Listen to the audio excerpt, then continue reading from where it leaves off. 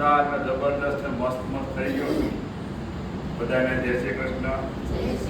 જય રામજી કી જય રામજી બાપા સીતારામ. બાપા સીતારામ. સર્વ ધર્મ કી જય હો. આજનો ટોપિક છે આપણો આરોગ્ય કેમ જાળવવું અને એના કેવા કઈ રીતે ઉપાય કરીએ એના માટેનો વિષય છે. કવિ કલાપીનું એક વાક્ય છે, જે પોષતું તે મારતું એ કમ વિશે છે કુદરત. એટલે કુદરતે અમૃત પણ બનાવ્યું છે અને કુદરતે ઝેર પણ બનાવ્યું છે. કુદરતે આહાર પણ બનાવ્યો છે ને ખોરાક પણ બનાવ્યો છે. તમને એમ થાય કે ખોરાક ને આહાર બે એક કહેવાય ને, એક જ નથી. આરોગ્યની ભાષામાં એક નથી. ખોરાક એટલે જે તમે સવારમાં શેડ્યુલમાં ભાખરીને ચા લેતા ને એ ખોરાક છે. અને આહાર એટલે જે પૌષ્ટિક, જેમાં તમને તમારા શરીરને બંધારણને ઉપયોગી છે ને એને આહાર કહેવાય. એટલે જે પોષતું તે મારતું એ કમ દિશે છે કુદરત. એ કલાપીનું એક વાક્ય મને બહુ ગમ્યું એટલે લખ્યું. અને હમણાં પ્રકાશભાઈ એક બીજી વાત મેં બહુ સરસ કરી, એ અમારા સબ્જેક્ટમાં પણ મગજમાં નહોતું. તમને જે રોગ થાય ને એ તમારા શત્રુ નથી, મિત્ર છે. એ આપણે એક ટોપિક આવશે એમાં હું આવરી લઈશ. એટલે એ અચાનક મને યાદ આવ્યું એટલે મેં લખ્યું. તમને દેખાય છે રોગ શત્રુ નહીં મિત્ર છે, એ આપણે આવરી લેશું. હવે શરીર કઈ રીતે બને? આ કુદરતે અદ્ભુત રચના કરી છે શરીરમાં. શરીર બને કોષોથી. એમાં 3 પ્રકારના કોષ હોય. માંસપેશી એમાં 4 પ્રકારના કોષ હોય. અંગો એમાં 100 પ્રકારના કોષ હોય, અંગો હોય. અને સંસાર એટલે શરીરના ભાગ, સ્નાયુ તંત્ર, પ્રજનન તંત્ર, એવા જે સ્નાયુનો ભાગ હોય ને એ સંસ્થાન કહેવાય. અને ત્યાં પછી શરીર બને. અને શરીરમાં જ્યારે તમને સ્વાસ્થ્ય નહીં જળવાય ને એટલે રોગ થાય. એટલે એલોપેથીમાં તમારું સ્વાસ્થ્ય તમે બેલેન્સ ન રાખો એટલે કીટાણુના કારણે રોગ થાય. આયુર્વેદમાં ત્રિદોષ આપણે કાલે લીધું, 3 દોષો જે બેલેન્સ ન હોય એટલે રોગ થાય. અને પ્રાકૃતિકમાં વિજાતી દ્રવ્ય, પ્રકાશભાઈ કીધું ને, વિજાતી દ્રવ્ય 12 મહિનામાં કોઈ શરદી થવી જોઈએ, 12 મહિનામાં ઝાડા થવો જોઈએ, એ શરીરનું વિજાતી દ્રવ્ય છે. આ વિજાતી દ્રવ્ય જો તમે ન કાઢો ને તો શરીરનું એવું આંતરિક બંધારણ હોય છે કે તમને કાઢીને તમને નિરોગી બનાવે. આ શરીર છે ને તમારું, એ લેબોરેટરી છે. પણ તમે જ્યારે એને વધારે પડતો એનો ખોરાક આપો ને એટલે બધા જે વિજાતી દ્રવ્યો ને અનબેલેન્સ થાય એટલે તમે રોગી થઈ જાઓ. શરીર એક પર તમારું વિજાતી દ્રવ્ય કાઢવા પ્રયત્ન કરે, મળ દ્વારા કાઢવા કરે, છીંક દ્વારા કાઢવા કરે, વોમિટ દ્વારા કાઢવા કરે. વિજાતી દ્રવ્ય એટલે પ્રકાશભાઈ કીધું ને, રોગ એ શત્રુની મિત્ર છે. અને વિજાતી દ્રવ્ય એટલે શરીરમાં જે મળ દ્વારા જે નિકાલ થઈ જાય ને, અને મળનો નિકાલ થાય ને તમારું આરોગ્ય જળવાય. એ પ્રાકૃતિક અલોપેથીનો શબ્દ છે. આ રીતે ત્રિદોષ છે. આ 30 દોષ ગણો કે વિજાતી દ્રવ્ય ગણો, એ દોષનું બેલેન્સ ન રહે ને એટલે તમને રોગ થાય. એટલે રોગ થવાના બાહ્ય કારણો, રોગ થવાના કોઈ બાહ્ય કારણો જ નથી હોતા. રોગ થવાના બધા આંતરિક કારણો હોય છે. મને રોગ થયો હોય તો બીજા થવો એ જરૂરી નથી. હમણાં દાખલે કોરોનાની મહામારી થઈ એટલે કોરોના બધાને થયો.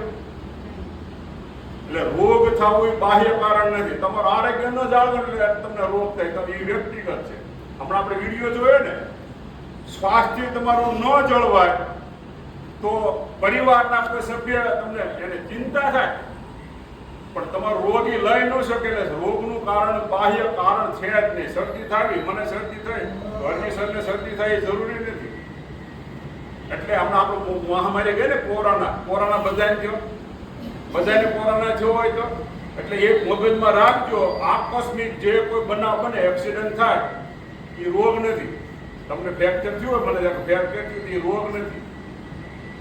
પણ આંતરિક કારણો અને બાહ્ય કારણોમાં આખો અલગ છે. બાહ્ય કારણો ક્યારે હોતા જ નથી. એવું આ આયુર્વેદિકના શાસ્ત્રો એવું કહે છે કે બાહ્ય કારણ કોઈ હોતું જ નથી. એનું બેસ્ટ કારણ છે કોરોના. બધા નહોતો થયો. એટલે એના મેઇન કારણો હોય છે આંતરિક કારણો. આંતરિક કારણો હમણાં વાત કરી ને કે ભાઈ આપણે કોરોના આને થયો હોય તો આને ન થાય, મને શરદી થાય બીજાને શરદી થાય, મને માથું દુખે તો બીજાને માથું દુખવું જરૂરી નથી.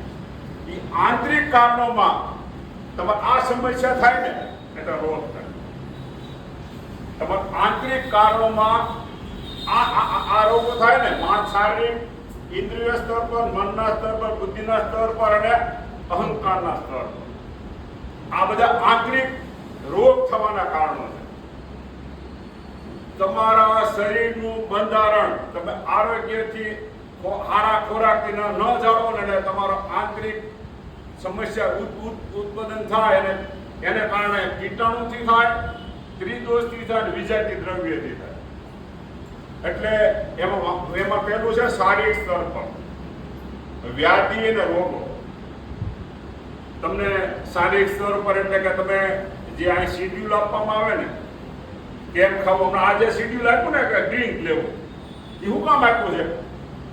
આ વાતાવરણ ઉનાળાનું વાતાવરણ છે, તમને એવું પ્રવાહી આપવામાં આવે, એ પ્રવાહીથી તમારા શરીરમાં જે પોષક તત્વો ઘટતા હોય ને એ પોષક તત્વો તમને શરીરને મળી રહે એટલે શારીરિક સ્તર પર તમારું શરીર તંદુરસ્ત થાય એટલે વ્યાધિ અને રોગો ન લાગવું પડે. આ સીધો ને સિમ્પલ નિયમ છે કે ભાઈ તમારે આરોગ્ય જાળવવું એટલે તમારા શરીરમાં શું નાખવાનું, અહીંયા જે કરી તમે કરો ને તમે વાંધો જ ન આવે. એટલે શારીરિક સ્તર પર વ્યાધિ ને રોગો એના અહીંયા શિડ્યુલ આપણે પ્રમાણે કરો એટલે તમને ઉપાધિ ન આવે અને કોઈ રોગ થાય નહીં. અને ઇન્દ્રિયના સ્તર પર એમાં લખ્યું છે થાક અને કમજોરી. હવે આંતરિક કારણ કીધું, દાખલા તરીકે અત્યારે મીડિયાનો જમાનો છે, સમજી લો. મીડિયાના જમાનામાં તમે 24 કલાકમાં કેટલી કલાક સુવાનું? 8 કલાક. ત્યાર પછીની પ્રવૃત્તિ બીજી કરો અને 2-3 કલાક મોબાઈલ જોવો તો કોને થાક લાગે? આંખને થાક લાગે, મગજને થાક લાગે. આંતરિક કારણ આવ્યું. અને આંતરિક આંખને થાક લાગે, મગજને થાક લાગે, સાથે સાથે શરીરને થાક લાગે એટલે આંતરિક રોગ થાય. એટલે એમાં શું થાય? એમાં થાક અને કમજોરી અનુભવી. બીજો પોઈન્ટ છે મનના સ્તર પર શોક અને ચિંતા. હવે આપણે સામાજિક પ્રાણી છીએ. આપણે પરિવાર ચલાવવાની પણ ચિંતા હોય, બાળકોને ફીની ચિંતા હોય, બીજી અનેક ચિંતા હોય. આપણે સામાજિક લેવલે જીવી છીએ એટલે તો મનના સ્તર પર આ બધી ચિંતા હોય. એ ચિંતા ક્યાં બાહ્ય ઘૂસે કે અંદર મગજમાં ઘૂસે? મગજમાં ઘૂસે એટલે શરીરનું જે બંધારણનું જે આખું સ્ટ્રક્ચર હોય શારીરિક રીતે વિખાઈ જાય એટલે તમને ચિંતામાં તમારી સ્ફૂર્તિ ન જળવાય એટલે તમને શું થાય? ગમે રોગ આવે, માનસિક રોગ. એટલે આપણે કઈ આગળ જવું પડે? મનોચિત્ત હોય ને, મગજનો ડોક્ટર હોય ને એને આગળ જવું પડે. ત્યાં પછી લીવરનો ડોક્ટર હોય ને આગળ ન જવું પડે. માનસિક છે, એ એક પ્રકારનો રોગ જ છે. આ બધા રોગના આંતરિક કારણો છે. ત્યાર પછી આવે છે બુદ્ધિના સ્તર પર ભય અને અપમાન. તમને અહીંયા આવો એટલે કોઈ એમ કે ભાઈ શેક થોડો પીવાય, તમને હું મગજમાં આવ્યું? ભય આવ્યો. પણ જેને તેમને ગાઈડ જેને કીધું ને કે આ ભય છે, પણ એ ભયને જાણવું તમારે શું કરવું પડે? મનના સ્તર ઉપર જવું પડે કે આ વસ્તુ સાચી છે ખોટી છે. અને મનના સ્તર ઉપર જઈને એમ શેડ્યુલને જોઈ લેવાનું કે આ જે તમને ખોરાક આપે છે એ ખોરાક ઓકે છે કે નહીં. એ ઓકે ખોરાક તમને લાગે એટલે ક્યાં જવાનું? શારીરિક સ્તર પર. શારીરિક સ્તર પર તમે ખોરાક નાખ્યો અને એ ખોરાકની તમારા શરીરમાં અસર થાય એટલે તમારું શું જળવાય? સ્વાસ્થ્ય જળવાય. સારું સ્વાસ્થ્ય જળવાય એટલે તમે કેવા બનો? નિરોગી બનો. એટલે ભય અને અપમાન એટલે કોઈ પણ વસ્તુને છે ને ભયનું સ્થાન હોય ને એ ભયના સ્થાનને તમારે એનાલિસિસ કરવાનું કે ભાઈ ભયના સ્થાનને કારણે મને શરીરમાં આ ઉપયોગી છે કે નહીં. કોઈ કહે ને એવું માનીને લેવાનું. મગજને છે ને મગજને કંટ્રોલ કરવાનું, મગજને પરિપક્વ બનાવવાનું અને પરિપક્વ બન્યા પછી મારા શરીરને આ ટોટલ કારણ છે ને શરીરનું છે. શરીર હશે ને તો બધું હશે, બાકીનું કાંઈ નથી. એટલે કોઈ એમ સમજતો હોય હું મારા આત્માને કલ્યાણ કરી નાખું, હું 7 ભવનું કલ્યાણ કરી નાખું. તમારા શરીરનું કલ્યાણ કરશો ને તો બધા ભવનું કલ્યાણ થાય. તમારું શરીર તંદુરસ્ત છે ને તો બધું થાય.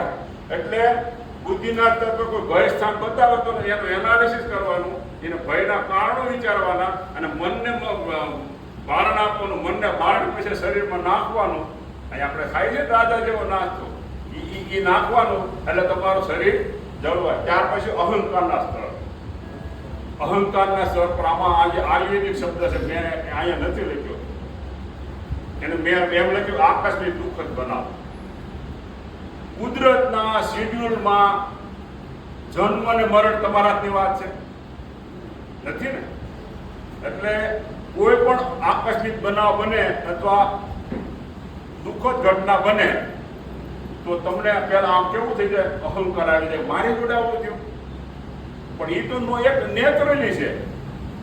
દુઃખદ ઘટના બનવી અને કોઈ પણ બનાવ બનવો, કોઈ પણ મૃત્યુ થવું, તો એમાં અહંકાર ન આવવો જોઈએ. કુદરતની જે પ્રક્રિયા છે ને, પ્રકૃતિની જે પ્રક્રિયા છે ને કુદરતની, એ સ્વીકારી લેવાની. એ સ્વીકારી લેશો એટલે શું થાય, તમારું બૌદ્ધિક સ્તર ડેવલપ થાય. બૌદ્ધિક સ્તર ડેવલપ એટલે મગજ તમારો મજબૂત થાય. મગજ મજબૂત થાય એટલે ઇન્દ્રિયો પર તમારો કંટ્રોલ આવશે. પછી શું થાય, શરીર ઉપર, શરીર તમારું મજબૂત થાય. શરીરને મજબૂત કરશો ને એટલે બાકીને કોઈ પ્રોબ્લેમ નથી. મહારાણા પ્રતાપ, શિવાજી મહારાજનું શારીરિક મનોબળ હતું એટલે એ લડી શક્યા ને.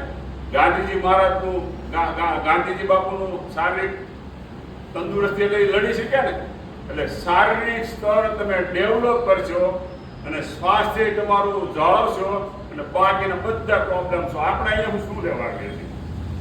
મારું મગજ ખરાબ છે એટલે આપીએ છીએ, મારો પગ ભાંગી ગયો એટલે આપીએ છીએ, મને કોઈ બીજો ચામડીનો રોગો છે એટલે આપીએ છીએ. તમારું સ્વાસ્થ્ય સારું કરો ને એટલે ચામડીના રોગે પણ જતા રહે, પગ પણ સારો થઈ જાય, મગજ પણ સારું થઈ જાય. એટલે શરીર જે તમારું આ જે લેબોરેટરી છે ને, લેબોરેટરીને તમે ચોખ્ખી કરશો તો શું થાય, બાકીના પ્રોબ્લેમ બધા સોલ્વ થઈ જાય. એટલે આ તમને ખ્યાલ આવી ગયો. રોગના આંતરિક કારણો અને રોગના બાહ્ય કારણો. રોગના બાહ્ય કારણો હોતા નથી, રોગના આંતરિક કારણો હોય છે. એમાં તમને મેં સમજાવ્યું. ત્યાર પછી રોગ વૃદ્ધિ થવાના કારણો. હવે આ બધું આપણે જોઈ લીધું કે ભાઈ રોગ થાય, તમારે તંદુરસ્તી તમે ન જાળવો, તમારા ખોરાકનું શેડ્યુલ તમે ન જાળવો, એ શેડ્યુલ ન થાય એટલે તમારું સ્વાસ્થ્ય બગડે. હવે સ્વાસ્થ્ય બગડવાના કારણે એના ઉપાય છે રોગ વૃદ્ધિના કારણો. આ જે શબ્દો છે ને, આ શબ્દો મેં મારા નથી શબ્દો. આરોગ્ય લક્ષી જે બુક છે ને, બુક, એ બુકમાં આ લખેલા શબ્દો, આમાં એક પણ શબ્દ મારો નથી. એમાં ઔષધિનો વધો પડતો ઉપયોગ. ઔષધિ તમારે દવા શું કામ લેવી પડે? દવા લેવાનું કારણ શું?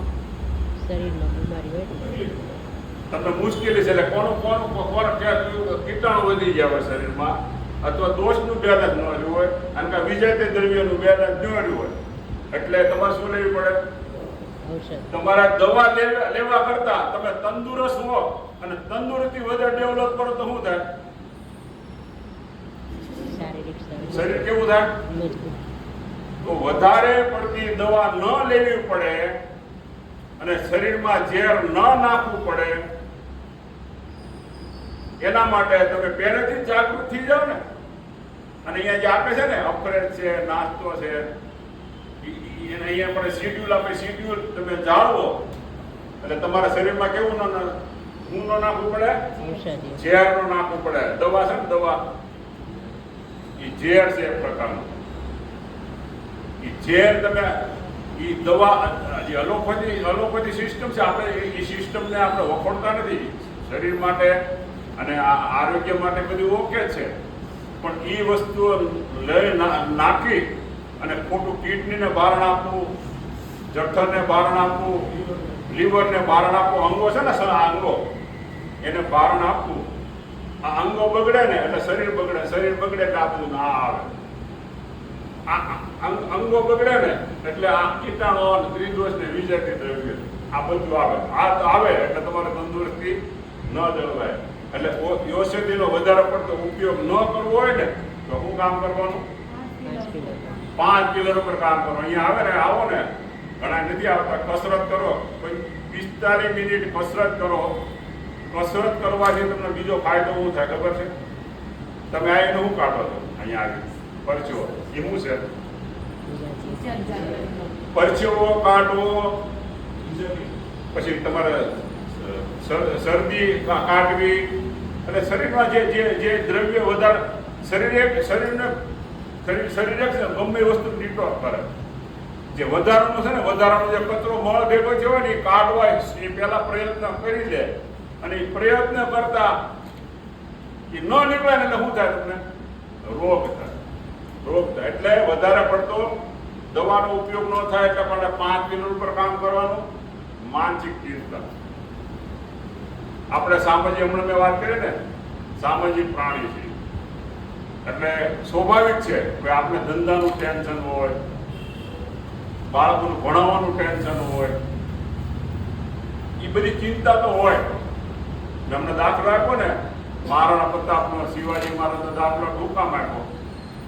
એ માનસિક ચિંતાથી પર હતા અને શરીર કેવું હતું? મજબૂત હતું. શરીર મજબૂત હોય ને અને તમારે તંદુરસ્તી જળવાય એટલે કયા સ્તર ઉપર જવાનું? મનના સ્તર ઉપર. ઇન્દ્રિયો ઉપર કંટ્રોલ કરે અને શારીરિક સ્તર ડેવલપ થાય એટલે માનસિક ચિંતા ઓછી થાય. ઓછી થાય એટલે શું થાય? તમારું આરોગ્ય જળવાય.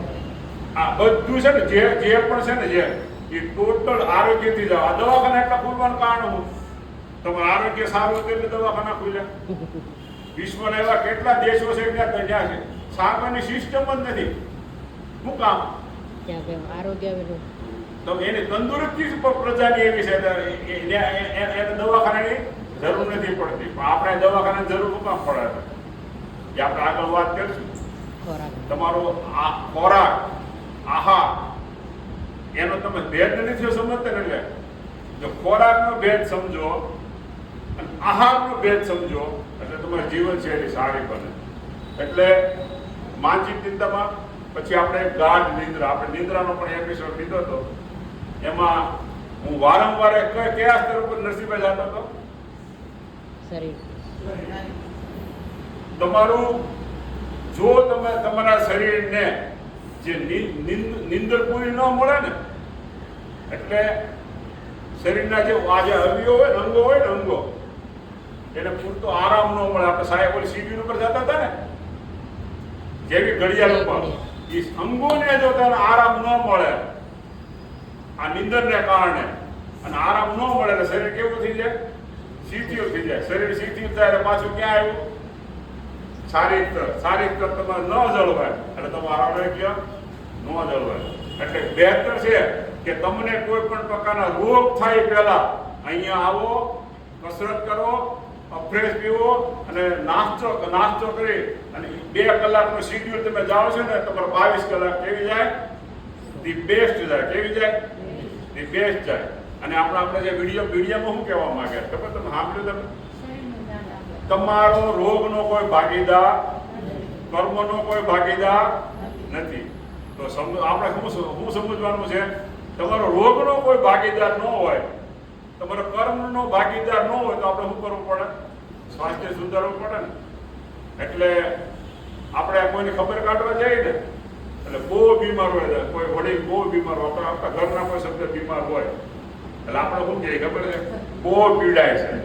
આપણે કહીએ બહુ પીડાય છે, પણ બહુ પીડાય છે એનો રોગ આપણે હું લઈ નથી શકતી. આપણે શું કરીએ? ભગવાને દુઆ કરીએ ને, આપણે એવું બોલીએ કે ભાઈ એ બહુ પીડાય છે પણ શું કરીએ, પણ હું એનું દુઃખ લઈ નથી શકતી. એટલે ગાઢ નિદ્રા પૂરી લેવી તંદુરસ્તી જાળવવા માટે. આપણે ડીપમાં વાત કરી, બહુ ડીપમાં વાત નથી કરતો. ત્યાર પછી પ્રદૂષિત ખાદ્ય સામગ્રી. પ્રદૂષિત ખાદ્ય સામગ્રી એ તો ખબર છે અત્યારે કે કેવી મળે છે. આપણે નરસિંહભાઈ આપણે જે જૈવિક ઘડિયાળમાં વાત કરી હતી કે સાંજે 6 વાગ્યા પછી શરીરને પાણી નાખવું હોય તો સમજીને નાખવું પડે. જો શરીરને તમે સમજીને પાણી ન નાખો ને તો શરીરના જે અંગો છે ને અંગો એમાં અંગોમાં કિડની અને મૂત્રાશય એ શરીરનો કેવો કચરો કાઢે છે? ઝેરી કચરો બહાર કાઢે. જો શરીરને તમે પાણી સમજીને જો ખાવાનું હોય પીવાનું હોય તો ખાદ્ય સામગ્રીમાં શું કરવું પડે? ખાદ્ય સામગ્રીમાં આપણે તો ધ્યાન રાખીને કરવું પડે ને. ખાદ્ય સામગ્રી અત્યારે કેવી મળે છે? સાંજે 6 વાગ્યા પછી રાતના 2 વાગ્યા સુધી કેવી મળે છે? બહુ સારી મળે છે ને. એ ખોરાક કેવા આહાર કહેવાય? મને કહો તો. ખાદ્ય સામગ્રી છે આ જે મળે છે 6 વાગ્યા ફાસ્ટ ફૂડ જે મળે છે એ ખોરાક કેવા આહાર કેવા? તો સમજો કે તમે હવે આ ટોપિકને સમજી શક્યા. ખોરાક કેવા આહાર કહેવાય? ખોરાક કહેવાય. આહાર છે ને આહાર એ પૌષ્ટિક અને ખોરાક છે એ તમે ખાધું એવું લાગે એ પૌષ્ટિક નથી. શરીરને શું કરે? નુકસાન કરે. એટલે અત્યારે તમને જે ખોરાક મળે છે ને માર્કેટમાં એ દવા વાળો મળે છે. એમાં તમે અનાજ હોય કે બીજું કોઈ ખાવાની વસ્તુ હોય એ જાળવીને ખાવી. એ જાળવીને ખાશો એટલે શું થાય? કેવી તંદુરસ્તી જળવાય? શારીરિક તંદુરસ્તી જળવાય. ત્યાર પછી આવે છે આસન વ્યાયામનો અભાવ. હમણાં મેં કીધું ને કે ભાઈ સવારમાં વહેલા આવો અને કયા પિલર પર કામ કરવાનું? પ્રકાશભાઈ જે કરાવે છે ને યોગ કરાવે છે ને એવું છે એ ફેફસાને તંદુરસ્ત કરવાનું કામ કરે. અને ફેફસા આપણે કેટલા વાગે એક્ટિવ થાય? બધાની પહેલા 3 થી 5 તમારા ફેફસા એક્ટિવ થાય. અને ફેફસા જ્યારે શરીરમાં કાર્બન કાઢી અને ઓક્સિજન આપે ને અને ઓક્સિજન આપે એટલે આ બધા ઓર્ગન છે ને ઓર્ગન એ ઓર્ગન કામ કરવા મળે. એ તમે શરીરના જે અંગો છે ને અંગો એને તમે ઓક્સિજન આપો એટલે એ કામ કરવા મળે. એ કામ કરવા મળે. એકઠી કરવા શું કરવું પડે? યોગ કસરત. કસરતમાં શું કરવું પડે? અહીંયા જે કરાવે છે કસરત, અહીંયા જે કરાવે છે યોગ. યોગ કરો ને, આસન કરો, વ્યાયામ કરો. આ તમારું કસરત કરવાનું શેડ્યુલ નહીં હોય, આરોગ્ય તમારે જાળવવું હોય ને તો 45 મિનિટ કસરત કરો ને. બાકીની છે ને 23 કલાક છે ને કેવી જાય? સારી જાય. સારી જાય એટલે તમારો શારીરિક ડેવલપ થાય. ત્યાર પછી આવે છે વગર ભૂખે જમવું. હવે આપણે કોઈને ઘેરે ગયા હોય અને આપણને ભૂખ ન હોય અને પછી એમ કે ખાઓ. હવે એક આગ્રહ કરવો એ કેવો છે? એક વિવેક છે ને, વિવેક. પણ તમારા શરીરને જાળવવું હોય તો શું કરવું પડે? એને કેવું પડે પણ મને ભૂખ નથી. હું હારીમાં ગયો હોય અને હોય મારો ખીરો બનાવ્યો હોય રસ્તામાં મારી ઘર વડે હારી હોય કે મારા પકોડી ખાવી છે, મારા પકોડી ખબરાવી પડે. પકોડી એને 5 નાખી દીધી પછી ત્યાં જઈને શીરો ખોરાક મારથી શીરો હાલે ન ચાલે. એટલે કેવું કરવું પડે? વગર ભૂખે જમવું નહીં. માદક પદાર્થનું સેવન એટલે આપણે માદક એટલે જે કેફી જે દ્રવ્યો છે એ આપણે ઊંઘના વિષયમાં લઈ લીધા હતા. એટલે આ શબ્દથી તમે સમજી જાઓ કે ભાઈ માદક પદાર્થો એટલે શું. એ ન નાખો અને નાખો તો શરીરનું બંધારણ ન જળવાય. શારીરિક સ્તર પર તમે ન જાળવો તમારું સ્વાસ્થ્ય બગડે. ત્યાર પછી આવે છે ખાંડ મીઠાનો વધુ પડતો ઉપયોગ. મેં હમણાં એપિસોડ લીધો તો ખાંડથી કેવા ડખા થાય અને મીઠાથી શું પ્રોબ્લેમ થાય. એટલે એના આપણે એપિસોડ લેતા હોય એટલે એને ડીપમાં નથી બોલતો. ખાંડ મીઠાનો વધુ પડતો ઉપયોગ ન કરવો. કરો તો શું થાય? શારીરિક સ્તર પર તમારું આરોગ્ય ન જળવે તમને કયું લાગે? કીટાણુ, ત્રિદોષ. દોષ અને વિજાતીય ત્રિદોષ અને વિજાતીય દ્રવ્ય. ત્યાર પછી પૂર્ણ સ્વાસ્થ્યના લક્ષણો. આજે પૂર્ણ સ્વાસ્થ્યના લક્ષણો એ વિશ્વની આરોગ્ય લક્ષી સંસ્થા છે વર્લ્ડ હેલ્થ ઓર્ગેનાઇઝેશન. એનું કામ એવું છે કે વિશ્વના વસતા માનવી અચાનક રોગ આવ્યા હોય એની સામે કેમ રક્ષણ કરે એની ગાઈડલાઈન આપે અને તમારા શરીરને જાળવવા માટે શું કરવું એનું ગાઈડલાઈન આપે. એટલે આ તમે પોઈન્ટ હું બોલીશ ને ત્યારે તમે સમજી જાઓ. એનો પહેલો પોઈન્ટ છે સ્વાભાવિક સાચી ભૂખ લાગવી. એટલે તમને ભૂખ ન લાગે, તમને ભૂખ ન લાગી હોય તમે ખાવ તો શું થાય?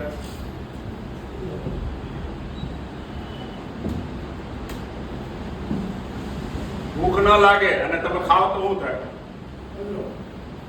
તમે ભૂખ ન લાગે અને શરીરમાં જ્યારે તમે ખોરાક નાખો ને એટલે શારીરિક તौर પર શું થાય ખબર છે? આ અંગો છે ને અંગો અને સંસ્થા. આ સંસ્થા શું ખબર તમને?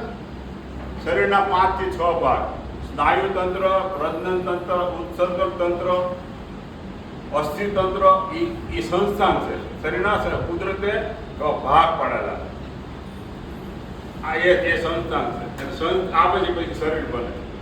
હવે સ્વાભાવિક હાથથી ભૂખ ન લાગે અને તમે નાખો શરીરમાં, અને શરીરમાં નાખ્યા પછી શરીરને શું કરવું પડે?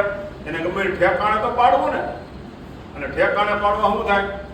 યકૃતને કામ કરવું પડે, લીવરને જઠરને કામ કરવું પડે, નાના આંતરને કામ કરવું પડે, પિત્તાશયને કામ કરવું પડે, સ્વાદુપિંડ પિંડને કામ કરવું પડે.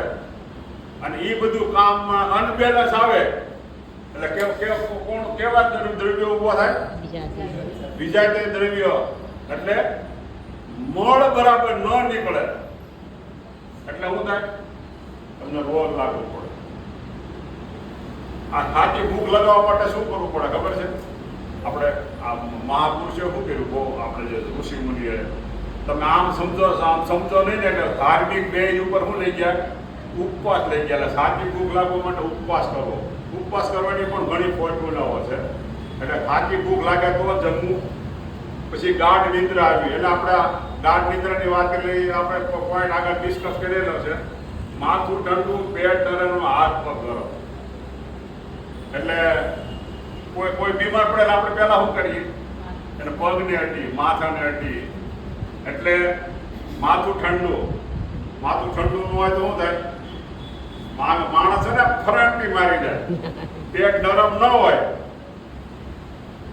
આ ઓર્ગન તમારા સ્વાસ્થ્યપ્રદ ન હોય અને એમાં પેટમાં જે આવતા જઠર છે, યકૃત છે, એ તમારા નરમ ન હોય. આપણા શ્વાસની ક્રિયા કરો, પ્રકાશભાઈ કે આમ કરો. શું કામ ખબર છે? તમારા જે ઓર્ગન છે ને અંદરના, એની ઉપર જે ચરબી જામી ગઈ હોય ને, એ ચરબી કાઢવા માટે શું કરવું પડે? પેટ નરમ કરવું પડે. અને પછી હાથ પગ કેવા કરવા પડે? ગરમ. હાથ પગ ગરમ કરો ને એટલે માણસ દોડી શકે, એની ઉર્જા આવે.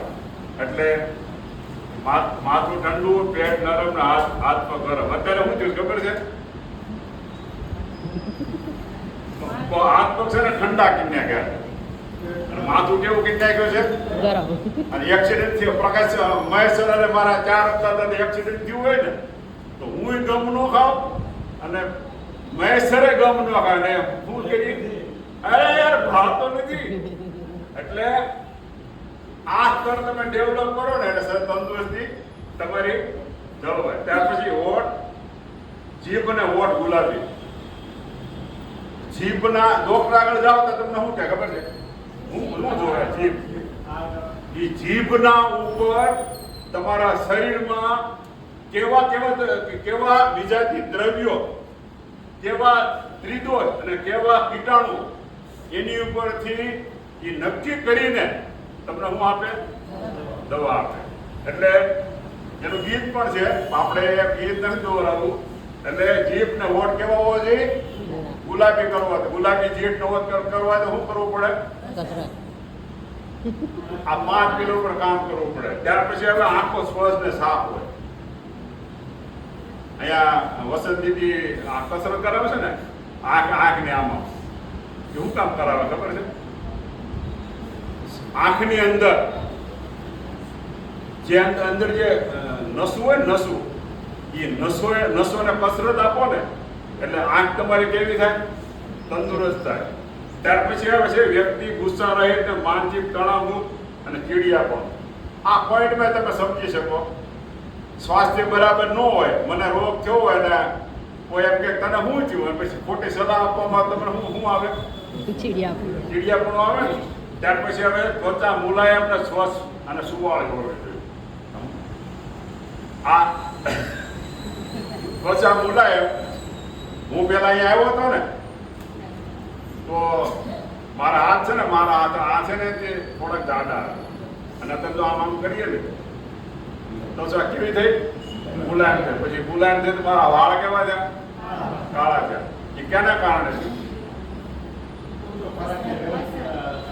કસરત. એ ખોરાક આહારની તો વાત આપણે છે જ તે, પણ ઈ નાખ્યા પછી તમે પૂરી કસરત કરો ને તમારે ચામડી કેવી થાય? કેવી થાય? કેવા દ્રવ્યો નીકળી જાય? વિજાતી દ્રવ્યો નીકળે એટલે કેવો નીકળે? પરસેવો. પરસેવો નીકળે એટલે તમારી ચામડી કેવી થાય? ચોખ્ખી થાય. એટલે ત્વચા મુલાયમ, પણ શરીરમાં આળસ ન હોય. તમારું શરીરનું બંધારણ છે કુદરતે કેવું કર્યું ખબર છે? તમે બહુ શ્રમ કરો ને એટલે શું કરે ખબર છે તમને? તમને બીમાર પાડે. આ સત્ય નિયમ. તમને બીમાર એટલા માટે પાડે કે શરીરને તમે જો આરામ ન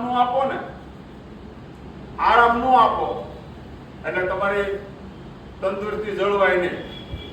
તંદુરસ્તી ન જળવાય એટલે તમને રોગ થાય. એટલે આ બધું આળસ ન શરીરમાં આવવા દેવું હોય તો કેની પર કામ કરવું પડે? બધે 5 પિલર જ આવે છે અને બધે શરીરનું તંદુરસ્ત કરવાની જ વાત આવે છે. અને આપણે હું લેવા આવીએ છીએ મગજને શું સુધારવા આવી છે તો જ્ઞાની લાવી ધાર્મિક કોઈ વડાઓને લાવી કોઈ રાજકીય આગેવાનો તમારે ઈ સ્તર છે જ નહીં. આમાં તમે ગમે ત્યારે માર્કિંગ કરજો. મેં અત્યાર સુધીના આપણે આ ક્લબમાં ભાષણ સાંભળ્યા, મગજની ક્યારે વાત જ નથી કરી. આ નીચેની જ વાત કરી છે. શરીર સુધારવાની જ આમાં વાત છે. બાકીનું શરીર તમારું સુધરશે ને એટલે તમારે તંદુરસ્તી જળવાય, બાકી તંદુરસ્તી ન જળવાય. એટલે આળસ તમારે ખચેવી તો તમારે કેવું બનવાનું? શરીરને કેવું બનાવવાનું? નિરોગી બનાવવાનું. વ્યક્તિને જીવવા પ્રત્યે ઉત્સાહ હોય. હવે વ્યક્તિને જીવવા પ્રત્યે ઉત્સાહ હોય, મરેલો માણસ હોય એને એમ કહ્યું તું અહીંથી 1 કિલોમીટર દોડે અને આવો હોય તો શારીરિક તરફનો ડેવલપ હોય તો કેટલો હોય જાય? પહેલા હું છે ને પહેલા મારો પગ ભાંગ્યો ને, હું મારી જ વાત કરું, બીજાની ક્યાં કરી આપણે. મારો પગ ભાંગ્યો ને 2000 ડગલા નહોતો ચાલી શકતો. હા, 2000 ડગલા નહોતો ચાલી શકતો. અત્યારે હું 25000 ડગલા ચાલુ તો મને થાક નથી લાગતો. આ મેં ખુદ અનુભવેલું છે. આ કોકની વાત નથી કરવી. એનું કારણ શું થયું? મને જીવવા પ્રત્યેનો ઉત્સાહ થયો. જીવવા પ્રત્યેનો ઉત્સાહ ક્યારે થયો? હા, શરીર સારું થયું એટલે જીવવા પ્રત્યેનો ઉત્સાહ થયો. નહીતર શું થાય ખબર છે? કાંઈ હવે નથી કરવું ભાઈ, આવા છે નહીં કે શું કામ? તમારું શરીર છે ને એ કોણે ભારે કર્યું હોય? એટલે શરીરમાં લચીલાપણું અને સ્થિતિસ્થાપક આ બહુ અગત્યનો પ્રશ્ન છે. લચીલાપણું એટલે શરીર કેવું હોવું જોઈએ? મૂળ જગ્યાએ આવી જવું જોઈએ. એટલે લચીલાપણું એટલે સ્વાસ્થ્ય સારું હોય ને. પેલા મારો પગ એટલો નહોતો વળતો, હવે મૂળ સ્થિતિમાં વળે એવું કહેવાય. કુદરતને જે પ્રમાણે બંધાને કહ્યું હોય ને એ પ્રમાણે વળે એટલે કેવું કહેવાય? લચીલાપણું આવે એટલે તમારે તંદુરસ્તી જળવાય. અને તંદુરસ્તી જળવાય એટલે તમારા આ જે બધા છે ને પોઈન્ટો બધા નીકળી જાય. ત્યાર પછી ટાઈમ થઈ ગયો છે પણ આપણે એન્ડ ઉપર છે. બધા રોગો એક, તેના કારણો એક, તેનો ઈલાજ પણ એક. બધા રોગો એક, તેના કારણો એક, તેનો ઈલાજ પણ એક. હવે કીટાણુ, ત્રિદોષ ને વિજાતીય દ્રવ્ય એ રોગના કારણો છે ને. તો બધા રોગો એક. શરીરમાં જે ખોટું મળ પેદા થઈ ગયું છે ને, એ મળ